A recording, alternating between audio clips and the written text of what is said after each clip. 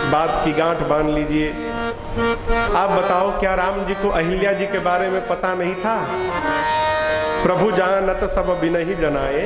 जब राम जी अंतर्यामी है तो उनको मालूम नहीं कौन है, क्यों बैठी हैं, मेरे चरण रज के लिए बैठी हैं। अरे जाते पांव से छुला के उद्धार कर देते। नहीं, क्यों नहीं किया? क्योंकि भगवान का स्वभाव है, जब तक कोई कहेगा नहीं कृपा नहीं करेंगे। कहा कौन? तो संत चरण कमल रज चाहती कृपा करहु रघुबीर। जब विश्वामित्र जी ने राम जी से कहा कि राम आप इन पर कृपा करिए, तब जाकर प्रभु ने कृपा की। आप भी चाहते हैं कि हम पर भी भगवान की कृपा हो जाए, तो भगवान के पीछे मत दौड़िए, भगवान के किसी भक्त संत की शरण में जाकर बैठ जाइए। संत जब भगवान के सामने बैठेंगे तो कहेंगे प्रभु मेरे पर तो बहुत ही कृपा है, आपका एक और लड़का है प्रभु, तनी उस पर भी कृपा बना के रखिएगा, कृपा बरस जाएगी। संत कहेंगे तब होगा। इसलिए जीवन में सर्वकाल यत्न किया जाए हमारे पर, हमारे परिवार पर किसी संत की छाया बनी रहे। कल कितनी महिमा सुनी आपने सत्संग की, वही सत्संग चल रहा है। भरद्वाज जी गदगद है। याज्ञवल्क्य जी कहे भरद्वाज जी आप ये मत समझिएगा कि मैंने आपके प्रश्न को नहीं सुना,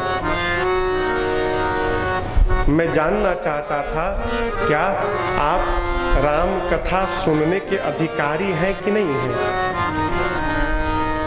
अरे राम कथा के अधिकारी कौन?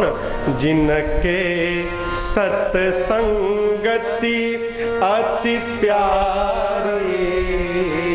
जो सत्संग को प्रेम करते हैं वही कथा सुनने के अधिकारी हैं।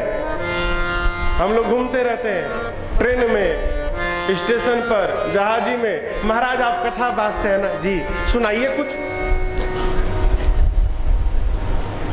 हम कहे ट्रेन में लोग मिल जाते हैं। कथवा सब जगह नहीं सुनानी चाहिए, लिखा है किसको किसको नहीं सुनानी चाहिए। हाथी को तो एकदम नहीं सुनानी चाहिए। जो मन लगाकर भगवान की कथा न सुने उसको नहीं सुनाना चाहिए। उत्तरकांड के अंत में शंकर भगवान ने कहा है निकाल के पढ़ लीजिएगा, सब बताया है किसको सुनाना है किसको नहीं सुनाना है, कब सुनाना है कब नहीं सुनाना है, कहाँ सुनाना है कहाँ नहीं सुनाना है, सब लिखा है। भरद्वाज जी से याज्ञवल्क्य जी कहते हैं मैं आपके मर्म को जान रहा था, आप राम जी के भक्त हैं, अब मैं कथा सुनाऊंगा। याज्ञवल्क्य जी महाराज अब कथा को तीर्थराज प्रयाग से निकाल कर लेकर पहुंचे कहाँ? कैलाश पर। देखिए कल बताया 4 घाट है। पहला घाट गोस्वामी जी कल शुरू किए कथा, तो गोस्वामी जी कहे मैं आपको वो कथा सुनाऊंगा जो याज्ञवल्क्य जी ने भरद्वाज जी को सुनाई। तो गोस्वामी जी कथा को दूसरे घाट पर ले गए, कहा? तीर्थराज प्रयाग पर। अब आज याज्ञवल्क्य जी महाराज भरद्वाज जी से कहते हैं मैं आपको वो कथा सुनाऊंगा जो शंकर जी ने पार्वती जी को सुनाई। अब याज्ञवल्क्य जी तीसरे घाट पर कथा को ले गए, कहा? कैलाश पर। बोले अरे परम रम्य गिरिवर कैलासो, परम रम्य गिरिवर कैलासो, सदा जहाँ शिव उमा निवासो, सदा जहाँ शिव उमा निवासो, तेहि गिरि पर बट बिटप विशाला, तेहि गिरि पर बट बिटप विशाला, नित नूतन सुंदर सब काला, नित नूतन सुंदर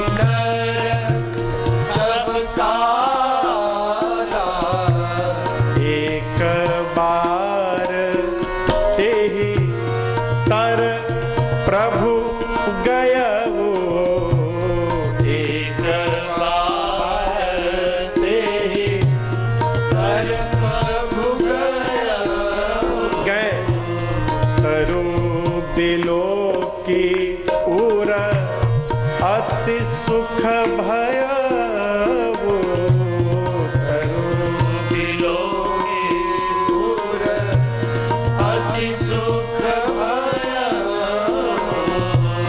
निज कर डासी नागरी पुछाला निज कर डासी नागरी पुछाला बैठे सहजहि शंभु कृपाला बैठे सहजहि शंभु कृपाला बैठे सहजहि शंभु कृपाला। बाबा, कैलाश में एक विशाल बट का वृक्ष है, बट कहे तो बरगद। देखिए, स्थान का जीवन में बड़ा महत्व है। भक्त के बैठकर पूजा करने का स्थान निश्चित होना चाहिए, भोजन करने का स्थान निश्चित होना चाहिए, भजन करने का स्थान निश्चित होना चाहिए। सब स्थान का देखिए, स्थान जैसा होता है वैसा मन लगता है। एक कलकत्ता में स्थान है मायापुर। आप में से जो कलकत्ता गए होंगे, मायापुर प्रातः स्मरणीय परम पूज्य भगवत तुल्य चैतन्य महाप्रभु की जन्म स्थली है। कलकत्ता से 125 किलोमीटर है। इस्कॉन जो संस्था है ना, इस्कॉन का मुख्यालय है वहां पर मायापुर में। मायापुर के 10 किलोमीटर के रेडियस में जब आप प्रवेश करेंगे ना, इतनी ऊर्जा है वहां की मिट्टी में, वहां जाने के बाद ही न चाहते हुए भी आपके मुख से राधे राधे निकलने लगेगा। ये मैं अपना निज अनुभव बता रहा हूं, न चाहते हुए भी। क्यों? उस मिट्टी में इतनी ऊर्जा है कि आप बोले बिना रह नहीं पाएंगे। भजन करने का स्थान पवित्र होना चाहिए। क्यों? जहां पर बैठने के बाद हमको ऊर्जा प्राप्त हो और हमारा मन भजन में लगे। कई स्थान होता है वहां मन नहीं लगता है। हम लोग भी तो घूमते रहते हैं, 9 दिन बाद घर बदलता रहता है। कहीं कहीं जाते हैं ना तो घरवा में रहने का मन नहीं करता। मनाते भगवान कब 9 दिन बीते हम भागे यहां से। स्थान का अंतर। शंकर भगवान बट वृक्ष के नीचे गए, देखे, गदगद हो गए, दौड़ कर गए और अपने बाघंबर को लाकर बिछा दिए।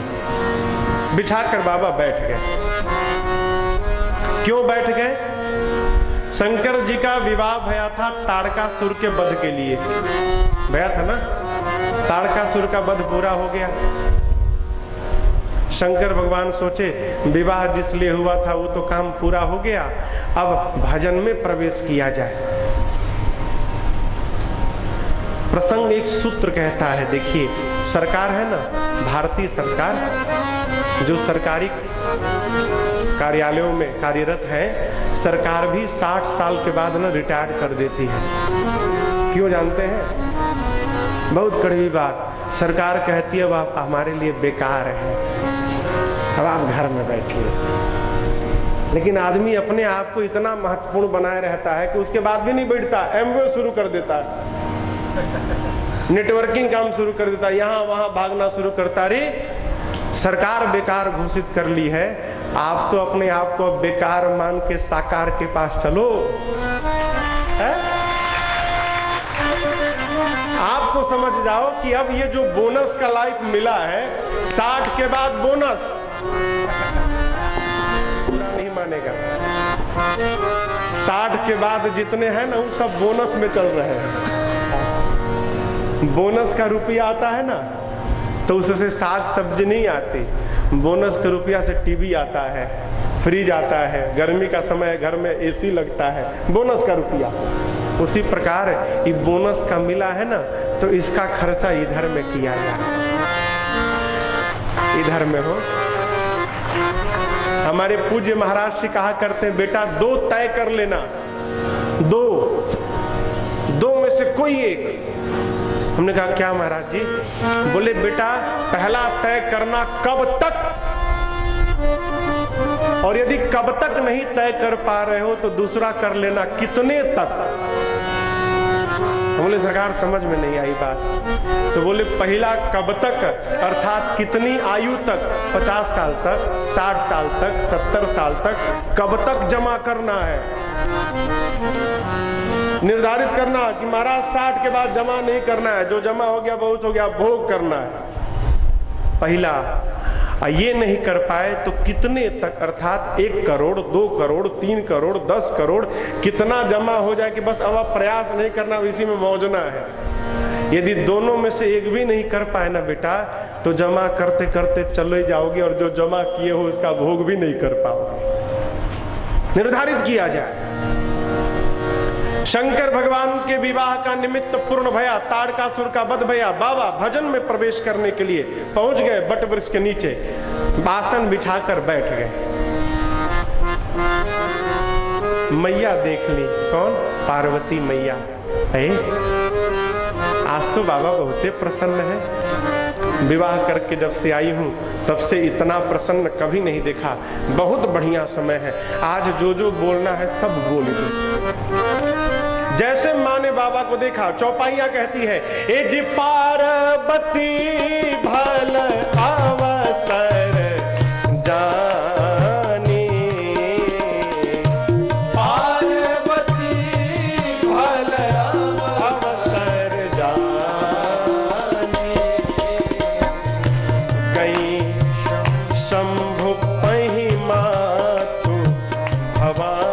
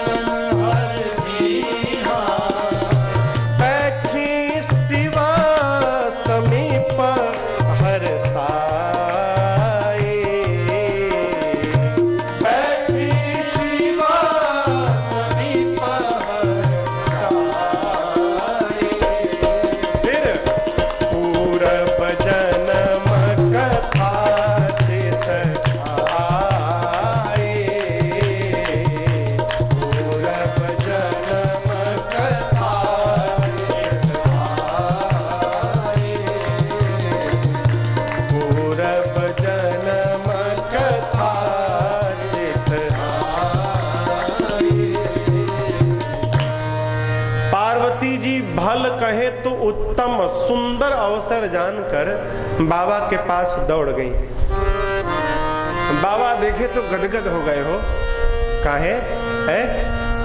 अरे पति भजन में बैठने जा रहा हो और उसी समय भजन में सहयोग करने के लिए पत्नी आके बैठ जाए, कौन पति गदगद नहीं होगा? बाबा गदगद हो गए। जानी प्रिया आदर अति कीन्हा, बाबा ने अति आदर किया मैया का, और आदर करके क्या किया? बाम भाग आसन हर दीन्हा। जैसे मैया यहाँ बैठी हैं, बाबा ने अपने बामांग में माँ को बिठा दिया। माँ जैसे बाबा के बामांग में बैठी, पिछले जन्म की कथा याद आ गई।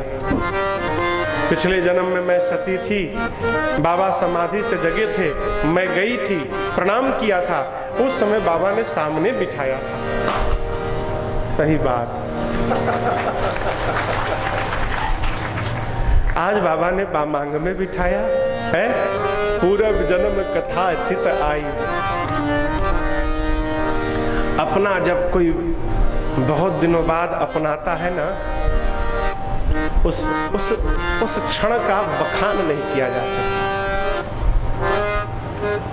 माँ एकदम विह्वल हो गई है। बाबा ने देखा तो कहे, बाबा भवानी कुछ कहना चाहती हैं क्या?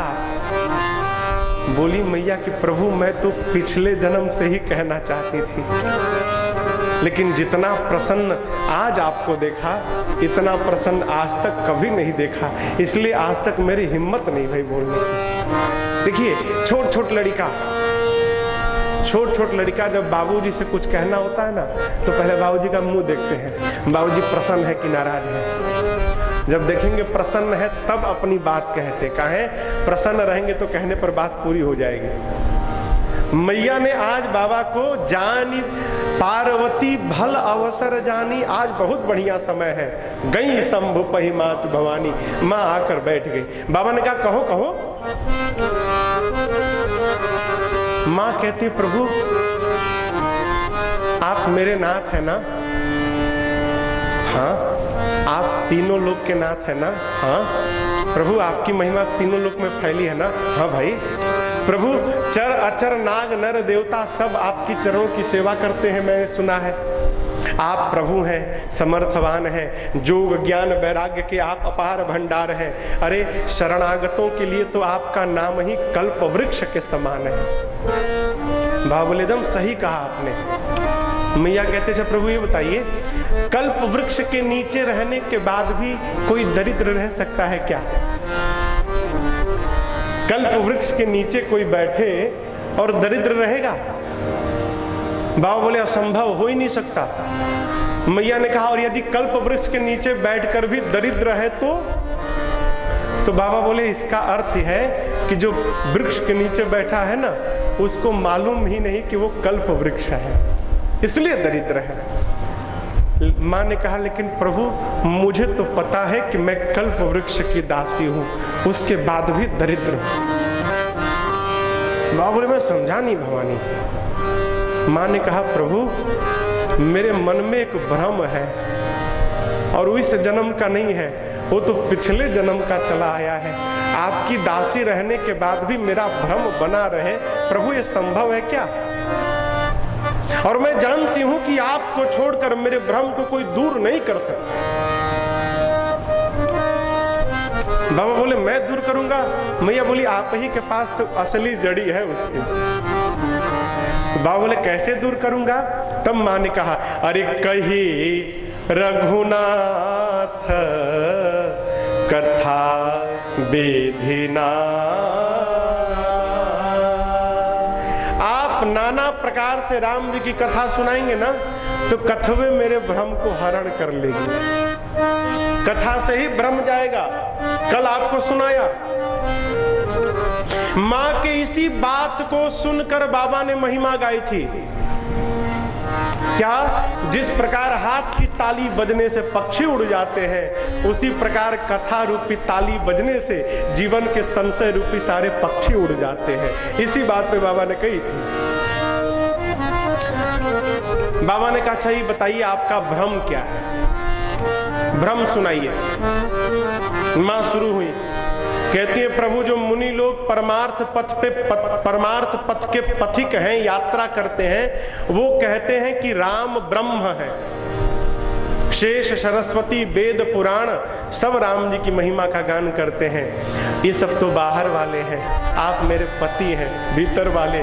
आपको देखती हूँ दिन रात झोली में हाथ डाले आप हूँ राम राम राम राम राम राम राम राम जपते रहते हैं। बाबा बोले हाँ जपता तो हूँ।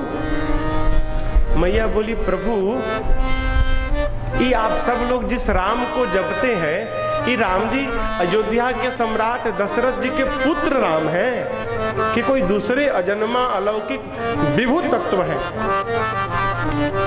यदि राम ब्रह्म है, प्रभु मेरी बात समझिएगा, ब्रह्म का कभी जन्म नहीं होता, ब्रह्म अजन्मा होता है, उसे अज कहा गया। ब्रह्म जन्म नहीं लेता। मेरे मति में बात समझ में नहीं आ रही है। यदि राम ब्रह्म है तो भला ब्रह्म एक राजा का बेटा कैसे हो गया? और राम यदि राजा के पुत्र हैं तो एक राजा का बेटा ब्रह्म कैसे कहला गया है? आज ज्ञान और अज्ञान ने पकड़ा है प्रभु। ज्ञान राजपुत्र में ब्रह्म का दर्शन कर रहा है और अज्ञान ब्रह्म को राजा का बेटा समझ रहा है। पिछले जन्म में उनकी लीला का दर्शन किया, इस जन्म में आपके मुख से उनकी महिमा को सुना, मेरे मति में भ्रम हो गया है। प्रभु हमको इससे बाहर निकालिए। ये मत समझिएगा कि पिछले जन्म की भांति मैं आपसे विवाद कर रही हूँ। प्रभु अब की बार विवाद नहीं, अब की बार पार्वती आपके साथ संवाद करना चाहती है। मैं सत्य बताऊं, मैं भगवान की कथा सुनना चाहती हूं। आप मुझे पहले कारण बताइए, निर्गुण ब्रह्म सगुण कैसे भय?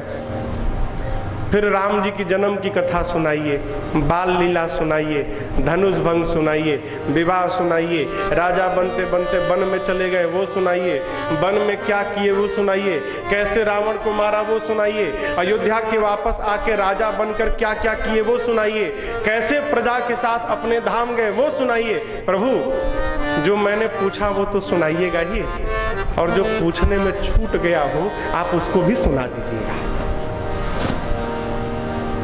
काका पूछे हो तो आपको छूट गया हो तो आप उसको भी सुनाइएगा, छुपाइएगा मत कुछ। मैया क्रम से प्रश्न करती गई। किसी कवि के सामने उसकी कविता की प्रशंसा भर कर दीजिए, क्या बात है, 5 घंटा कविता सुनाएंगे। रामचरितमानस के रचयिता कौन है आप बोलिए? हाँ, शंकर भगवान। गोस्वामी जी तो केवल सुने हैं, लिखे हैं, लिखवाया। इसमें लिखा है, अरे रची महेश निज मानस राखा। रचा किसने? महेश ने। रच कर कहा रखे? मन में रख लिए, मानस राखा। जिस राम कथा के रचयिता बाबा हैं, बाबा की अर्धांगिनी मां पार्वती बाबा से उसी कथा के बारे में पूछ रही हैं। अपनी रचना के बारे में सुनकर बाबा गदगद हो गए। परिणाम पूरा का पूरा रामचरित्र हृदय में आ गया। मगन ध्यान रस दंड जुग पुनि मन बाहिर कीन, रघुपति चरित महेश तब हरसित बरनय लीन। बाबा 2 दंड कहें तो 48 मिनट के लिए ध्यान में चले गए। उसके बाद बाहर आए। बाहर आते आते मालूम है बाबा ने क्या कहा है? बाबा कहते हैं, देवी ये बताओ,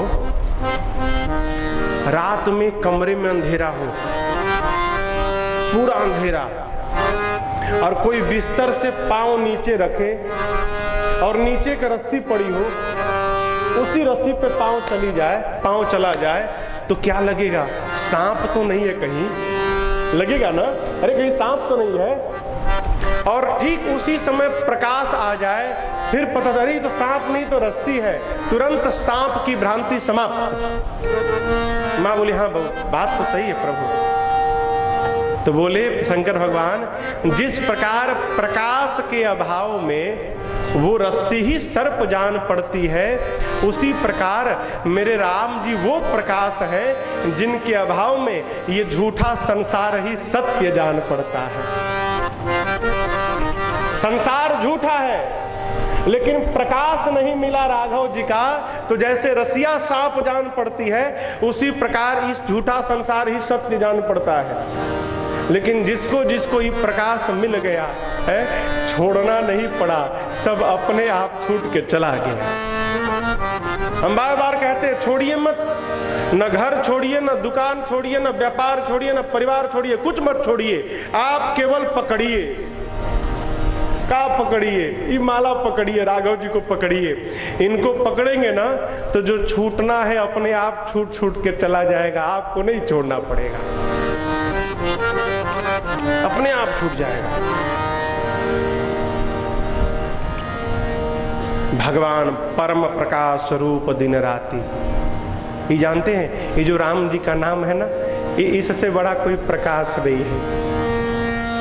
मणि है, मणि। मणि देखे ना, कल चर्चा आ रही थी, मणि। 2 भक्ति को मणि बताया गया और ज्ञान को दीपक बताया गया। दीपक देखे हैं आप लोग? दीपक तो देखे ही होंगे। पुराने पुराने गांव के घरों में दियरखा होता था पहले।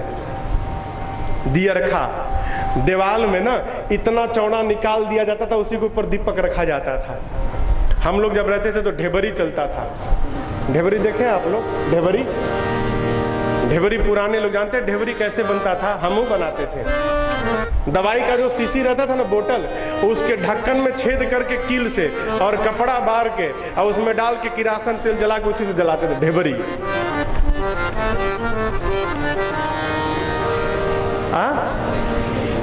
यहाँ चिमनी, अच्छा यहाँ चिमनी बोलते हैं, हमारे यहाँ उसको ढेबरी बोलते हैं। ढेबरी। दीपक में बड़ा झंझट है हो।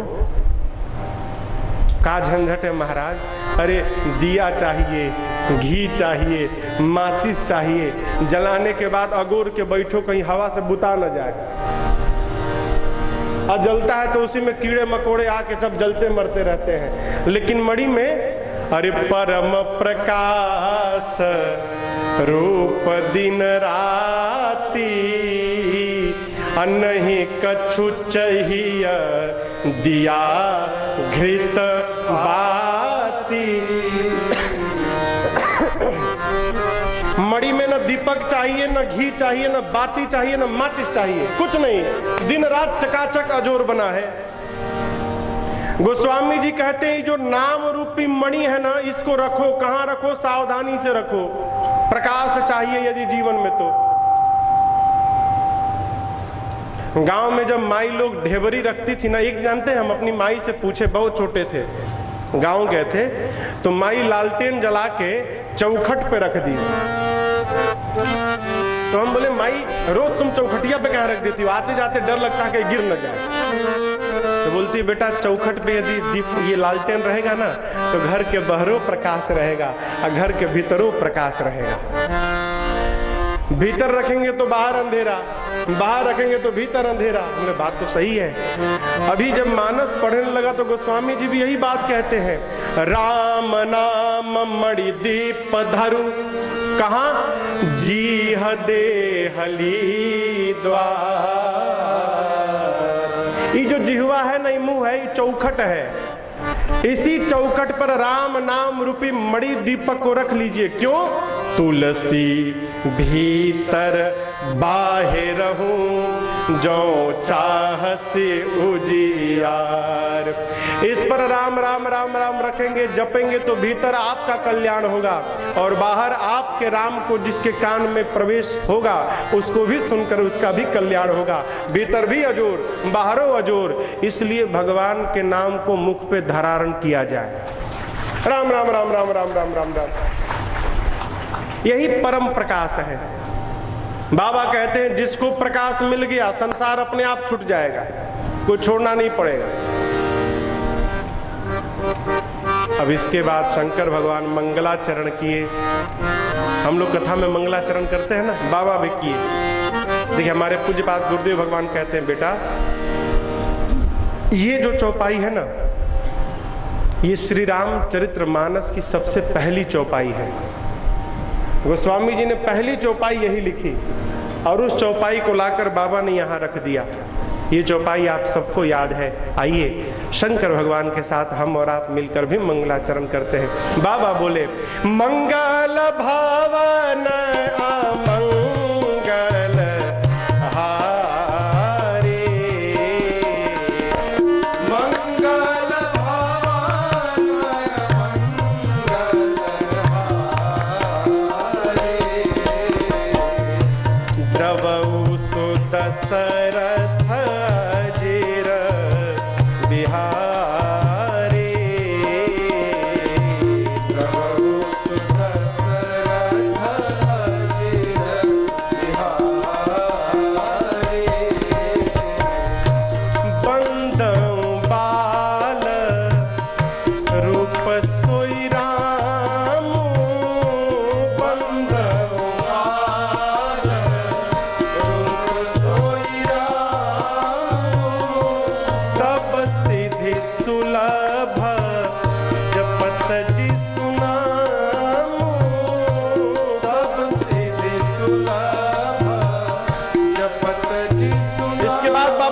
मैया को।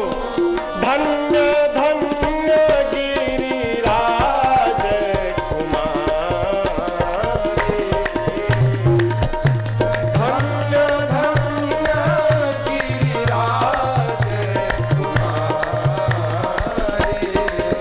क्योंकि तुम समान नहीं उपकारी,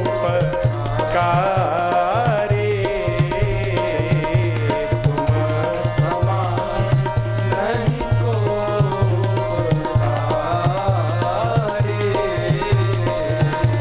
तुम समान नहीं उपकारी।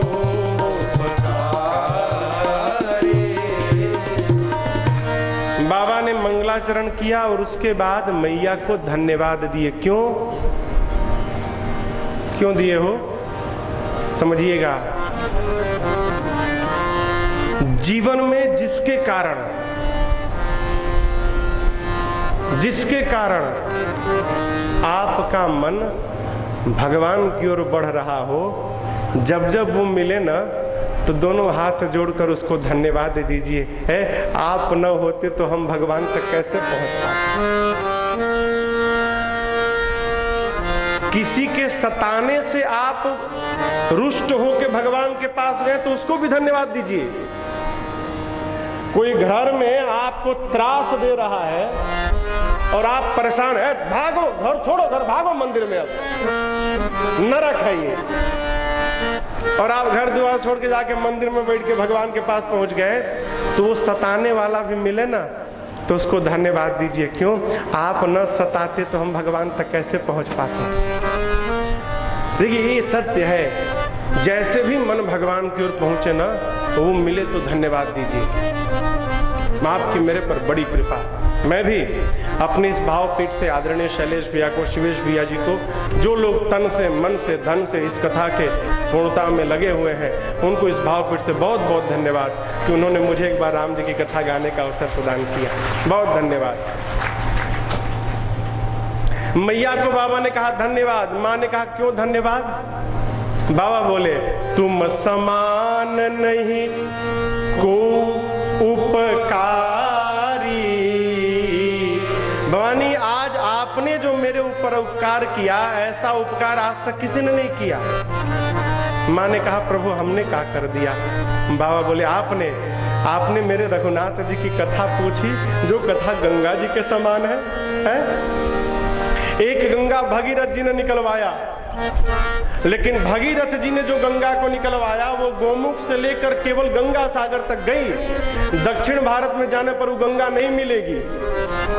मिलेगी क्या? नहीं मिलेगी।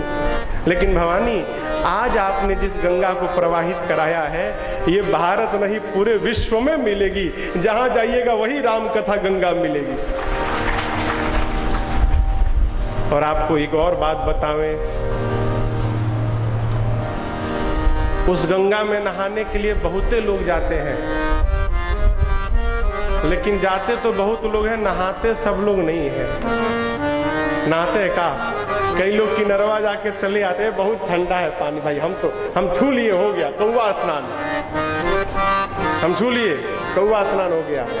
ये काहे? वो नहीं रुकते, उनके पिछले जन्म के जितने लदे हुए हैं ना उनके ऊपर, वही लदा हुआ उनको गंगा स्नान से रोक लेता है। उसी प्रकार इस गंगा में भी सब नहीं कदम रख सकते हैं। मानस में लिखा है आवत एही सर अरे अति कठिनाई, राम कृपा बिनु आई न जाई। जब तक भगवान की कृपा नहीं होगी, कोई जीव घर से निकलकर कथा पंडाल में नहीं जा सकता। हम और आप आकर बैठे हैं ना, तो इस विश्वास में रहा जाए कि हम लोगों पर और लोगों से अधिक भगवान की कृपा है, इसलिए तो हम घर से निकल के कथा पंडाल में आकर बैठे हैं। बड़ी कृपा भगवान की। सब नहीं नहाते, बहुत भाग्यशाली। और सुनिए, आ भी गए, यदि पुण्य नहीं होगा तो सुन नहीं पाएंगे, नींद आ जाएगी। बगल वाले को कहेंगे हम कहीं समाधि में चले जाए ना तो हमको जगा देना। हम कथा सुनते सुनते ध्यान में चले जाते हैं। कथा कान में पड़े बहुत कठिन है। अरे राम कथा गंगा सुगम बही जाए, ए माँ को नहाए। राम कथा गंगा सुगम बही जाए, ए माँ को नहाए।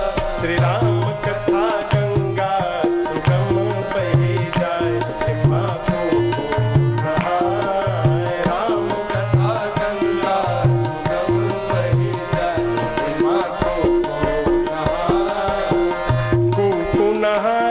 माँ को नहाए, को नहाए, माँ को नहाए। श्री राम कथा गंगा सुगम बही जाए, माँ को नहाए। राम कथा गंगा सुगम बही जाए, माँ को नहाए।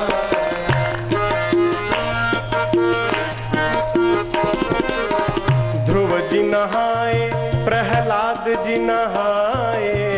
ध्रुव जी नहाए, प्रहलाद जी नहाए।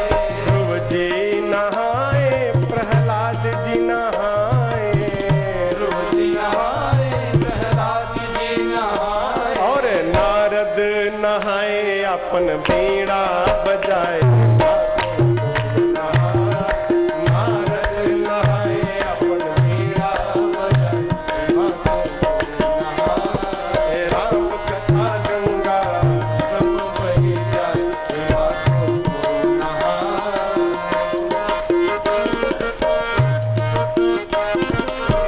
ब्रह्मा नहाए, माँ विष्णु नहाए।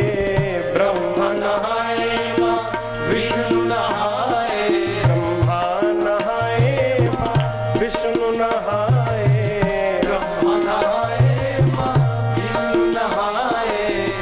भोले बाबा नहाए, अपन डमरू बजाए। माँ को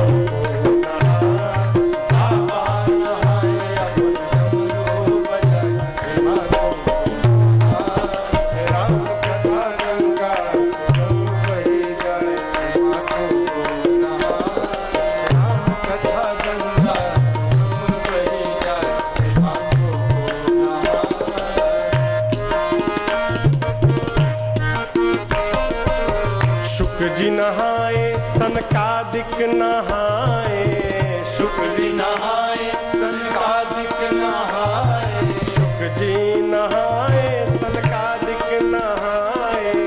शुक्र जी नहाए, सनकादिक नहाए।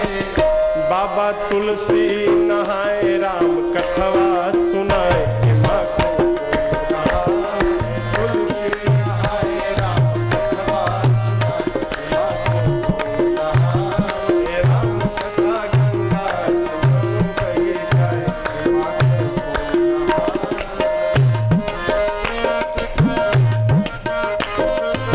श्रोता नहाए, साथी नहाए।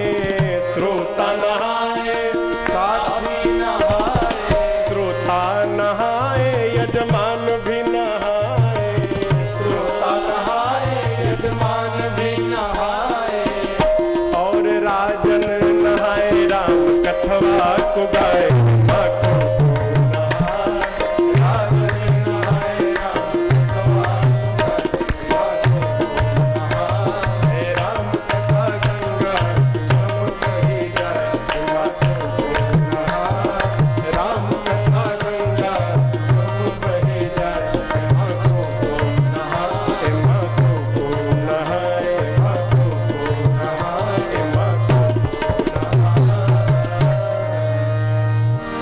राम कथा गंगा सुगम बही जाए, माँ को नहा।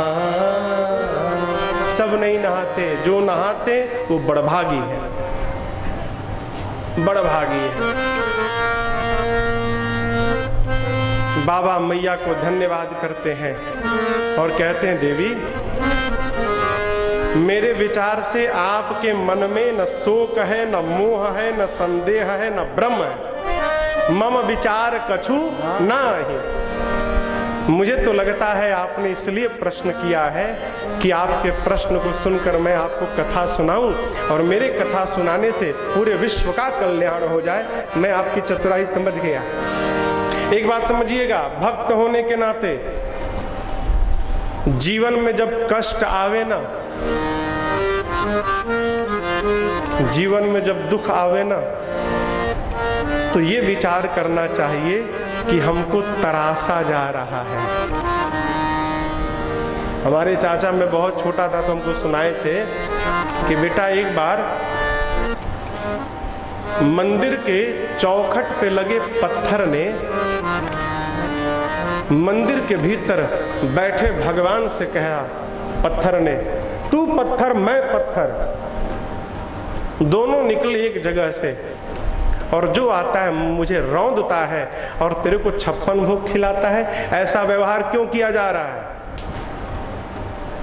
चौखट के पत्थर ने पूछा मूर्ति से। फिर मूर्ति ने उत्तर दिया, भाई सत्य कहते हो, निकले तो हम तुम दोनों एक ही स्थान से, लेकिन जब मूर्तिकार दोनों को ले गया और तराशना प्रारंभ किया तो जैसे तुम्हारे ऊपर 5-6 छीनी हथौड़ों से प्रहार किया, तुम टूट गए, लेकिन मैं टूटा नहीं। मैं छीनी के प्रहार को बर्दाश्त करता रहा, सहता रहा, और उसी दुख ने, उसी चोट ने मुझे तराश तराश कर पत्थर से भगवान बना दिया और तुमको उठाकर चौखट पे डाल दिया। प्रसंग कहता है दुख आवे ना, देखिए जीवन में खाली पेट और खाली जेब, ये दोनों जो शिक्षा दे जाएंगे, ये शिक्षा विश्व के किसी यूनिवर्सिटी में नहीं मिलेगी। खाली पेट और खाली जेब जो सिखा के चले जाएंगे ना, वो न कोई मास्टर सिखाएगा, न कोई विद्यालय सिखाएगा। जीवन में जब दुख आवे ना, तो समझा जाए कि हमको तरासा जा रहा है। यदि आप भी बर्दाश्त करते रह जाएंगे तो पत्थर की तरह आप भी एक दिन भगवान बन जाएंगे। मैया कहती है, प्रभु मुझे भ्रम भया है। बाबा बोले कोई भ्रम नहीं, आपको कोई भ्रम नहीं। देवी एक बात बतावे, जानती हैं देवी, जिनके कानों ने भगवान की कथा नहीं सुनी ना, वो कान नहीं है भवानी, वो तो सांप का बिल है। श्रवण रंध्र अहि भवन समाना, जिन हरि कथा सुनी नहीं काना। जिसने कान से भगवान की कथा नहीं सुनी, वो कान नहीं, सांप का बिल है। आंख मिलने के बाद जिसने भगवान का दर्शन नहीं किया, वो नेत्र नहीं है, वो मोर के पंख पे बना आंख, कोई काम नहीं। आंख है ना हो अखिया, आंख है इसलिए, किस लिए? भगवान को जी भर के निहार लिया जाए। रे अखिया हरि दर्शन की प्यास, आंख देखने के लिए। एक बार किसी ने सूरदास जी से पूछा, सूरदास जी नित्य जाते थे बांके बिहारी जी के मंदिर में, तो किसी ने पूछा, अरे अंधे हो, तुमको तो दिखाई देता नहीं, क्या देखने आते हो यहाँ? दिखाई तो पड़ता नहीं, रोज चले आते हो मंदिर में, क्या देखते हो? सूरदास जी ने कहा, मैं अंधा हूं ना, लेकिन जो भीतर बैठा है वो तो अंधा नहीं है। उसको तो दिखाई देता है कि मेरा बच्चा रोज आके खड़ा होता है यहाँ पे, है? मैं उनको भले देखूं चाहे ना देखूं, वो देख ले मुझे तो मेरा बेड़ा पार हो गया। कथा कहती है भगवान के सामने ना जाकर उनको निहारने का स्वभाव बने। आंखें जो भगवान का दर्शन करे, है? बाबा कहते हैं भगवान की कथा सुनकर जिसका हृदय द्रवित न हो भवानी, वो हृदय नहीं, वो पत्थर है। पुलिस कठोर निठुर सोई छाती, सुनी हरि चरित न जो हर साथी। कहते हैं जिसकी जिह्वा भगवान का गुणगान न करे, वो जिह्वा नहीं, मेढक की जिह्वा है। दिनवा भर टर रहा है, बिना मतलब में टर टर करती है। कोई अर्थ है का हो? आप बताओ कोई अर्थ है?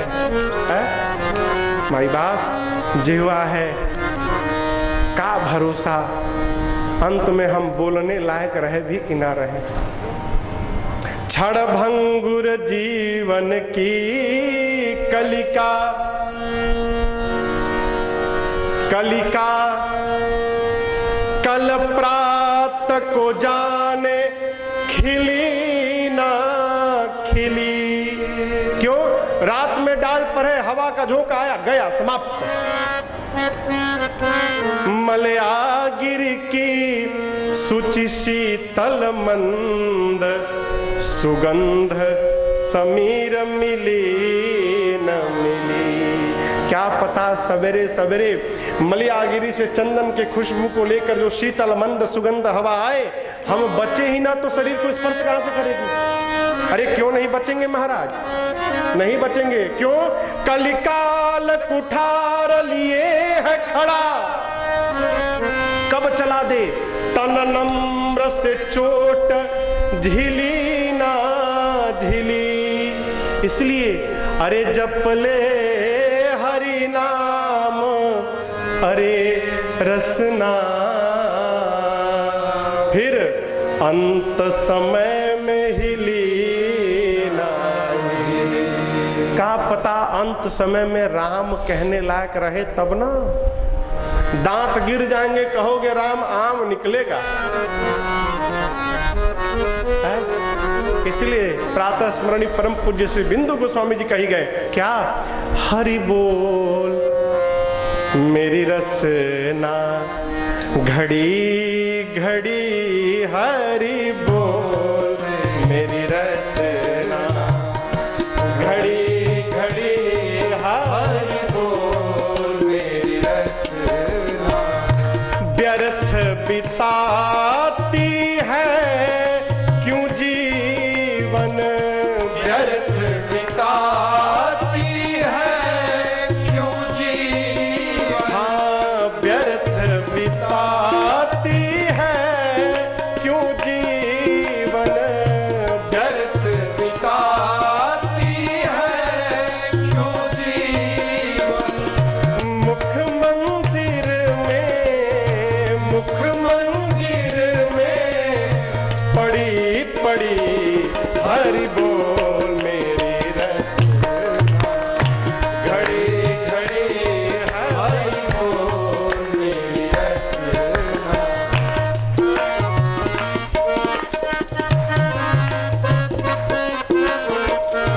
नित्य निकाल राम नाम रस, नित्य निकाल राम नाम रस, नित्य निकाल राम नाम रस, नित्य निकाल राम नाम रस।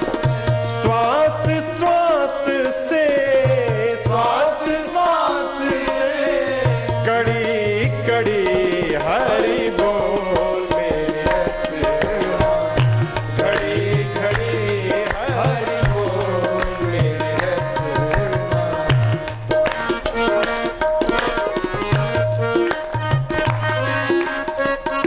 साधक कहता है सवेरे जगो, राम राम राम राम राम राम राम राम राम राम राम राम राम करो। क्यों? जपोगे तो तुम्हारा फायदा, और तुम्हारे राम को सुनकर घर वाले जग गए तो उनका फायदा। साधक कहता है जपो, जाग उठे तेरी ध्वनि सुन कर, जाग उठे तेरी ध्वनि सुन कर, जाग उठे तेरी ध्वनि सुन कर, जाग उठे तेरी ध्वनि सुन कर। इस काया की, इस काया की कड़ी कड़ी हरि बोल मेरी रसना, घड़ी घड़ी हरि बोल मेरी रसना, घड़ी घड़ी हरि बोल मेरी रसना।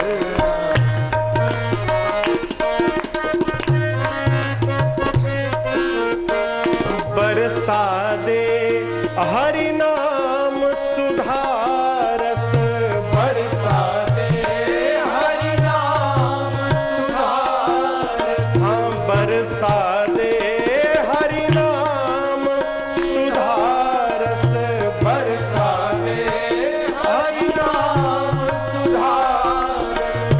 बिंदु बिंदु से, बिंदु बिंदु से झड़ी झड़ी हरि बोल मेरी रसना, घड़ी घड़ी हरि बोल मेरी रसना, घड़ी घड़ी हरि बोल मेरी रसना। व्यर्थ बिताती है क्यों जीवन, व्यर्थ बिताती है क्यों जीवन। मुख मंदिर में, मुख मंदिर में पड़ी पड़ी हरि बोल मेरी रसना, घड़ी घड़ी हरि बोल मेरी रसना, घड़ी घड़ी हरि बोल मेरी रसना। कब कब, कब कब नहीं, अरे घड़ी घड़ी हरि बोल मेरी रसना। हर पल। एक आदमी गया गुरुजी के पास, कहा गुरुजी बहुत परेशान हूँ। काहे के लिए बाबू? गुरुजी पत्नी कहती है भजन करो भजन करो, तंग आ गया हूँ। गुरुजी कहती है दिन भर भजन करो।